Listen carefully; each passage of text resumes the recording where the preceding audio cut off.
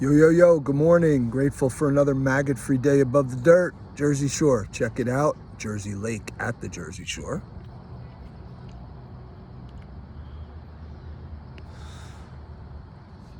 So just finished Raghunath's morning Zoom class, and as the weather continues to hold, I'll be out here doing my meditation and japa.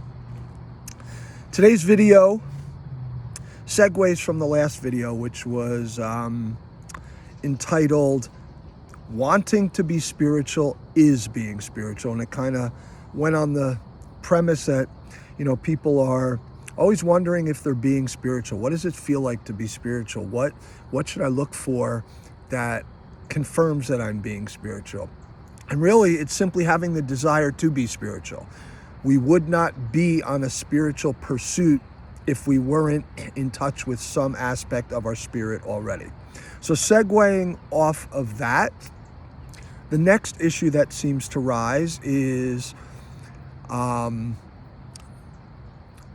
people really being judgmental and harsh towards themselves about how skillful they are in being spiritual. Meaning that they set the bar very high with expectations of transformation and liberation and change that are very difficult to live up to. And even when you can live up to it, it's fleeting, it's temporary. Some of this harmful conditioning is so ingrained in us that, we can have, I've gone years, and when I say years, I've gone 15, 20 years without acting out an old behavior, or at least not acting it out to the extreme that I, quote, used to do before I, quote, became spiritual. And suddenly, it's like I never did any spiritual work or made any progress at all, because bam, I'm acting like I did 25 years ago. And it's only for an instant. It might be for, a few minutes or a few hours or whatever it might be. But it takes a long time to burn up our karma, to really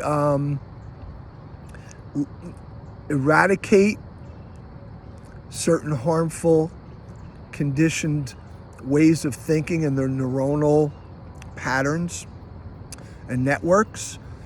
As spiritual practice, we create new ways of thinking that are supported by these new neuronal networks that we try to trigger them. But just because we're not triggering the old ones doesn't mean they're not laying dormant, and doesn't mean they can't be triggered at any time. So we always have to keep our guard up. But that's not really what this video is about. This video is about realizing that anytime we do something different, for lack of better words, better than we would have done it in the past. And the past doesn't only mean before we, quote, we're putting effort into transformation in a spiritual practice, but yesterday or last week or last month or just the last time we faced that particular experience. So the harsh judgment about how we act being spiritual people, and then we punish ourselves for acting not up to that expectation, is really causes us more harm. We think somehow holding ourselves to a really lofty standard is going to get us faster progress or deeper insight, but it doesn't. Being present for what's present, accepting everything about ourselves, primarily the, quote, bad stuff, the harmful stuff, the stuff we're not happy about, the things we judge as non-spiritual or being beneath our spiritual capability, are just as, if not more, important. So the title of this video, which I don't even think I said at the beginning, is sometimes doing my best is simply not doing my worst. And I need to be accepting of and even grateful for that I'm not acting the worst that I have demonstrated in the past. That's progress. Yes, we want to live this lofty, attained spiritual life where we're never triggered, and when we are triggered, we just respond so skillfully and so in such a healthy manner and in such an extreme different way that these things aren't issues in our life anymore. And sometimes we hit that mark, and that's great. The thing is not to condemn ourselves when we don't hit that mark. Anytime we respond or even react slightly better than we would have in our worst moments is spiritual progress, is being spiritual, is success.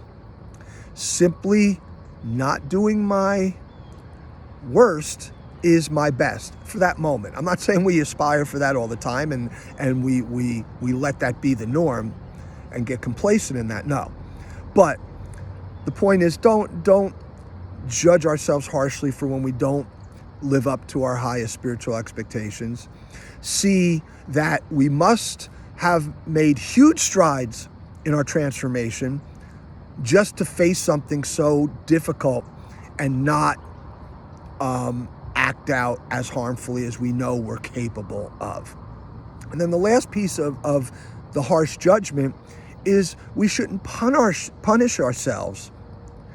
And what I mean by that is, and I'll use an example for me, I had this tendency that whenever I didn't, quote, act spiritual or act as spiritually as I thought I should or could, I'd say, well, you don't deserve spiritual practice today.